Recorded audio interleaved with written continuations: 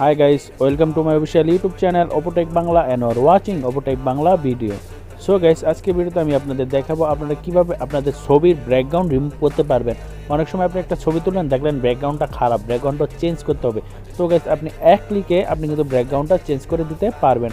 তো গাইস আজকে ভিডিওতে আমি দেখাবো আপনি যে কোনো কিছু ব্যাকগ্রাউন্ড কিভাবে খুব সহজভাবে 1 মিনিটের মধ্যে বের করতে পারেন। তবে চলুন আর দেরি না করে আমরা ভিডিওটি শুরু করি। ভিডিওটি শুরু করার আগে যারা আমার চ্যানেলে নতুন তারা প্লিজ আমার চ্যানেলটি সাবস্ক্রাইব করবেন, আর যারা অলরেডি করেছেন তাদেরকে অসংখ্য ধন্যবাদ। তবে চলুন আমরা সরাসরি ভিডিওটি শুরু করি। তো গাইস এখন আমরা সরাসরি চলে যাব গুগলে। তো গাইস আপনারা যে কোনো ওয়েবসাইট দিয়ে কিন্তু গুগলে প্রবেশ করতে পারেন। তো গাইস আমরা সরাসরি গুগলে চলে যাব। তো গাইস দেখেন উপরে একটা অপশন গুগলে, সেখানে আমি ক্লিক করলাম। তো গাইস চলুন ক্লিক করি। তারপর এখানে লিখব রিমুভ স্পেস বিজি, তারপরে সার্চ। তারপর গাইস দেখুন উপরে যে অপশনটা এসেছে রিমুভ এমজি ব্যাকগ্রাউন্ড, এখানে ক্লিক করবেন। তারপর আপনাদের একটা ব্রাউজারে নিয়ে যাচ্ছে। তারপর আপনাদের সামনে কিন্তু এরকম একটা ইন্টারফেস চলে আসবে। তারপর গাইস দেখুন আপলোড ইমোজি, এখানে ক্লিক করবেন। তো আমি এখানে ক্লিক করলাম।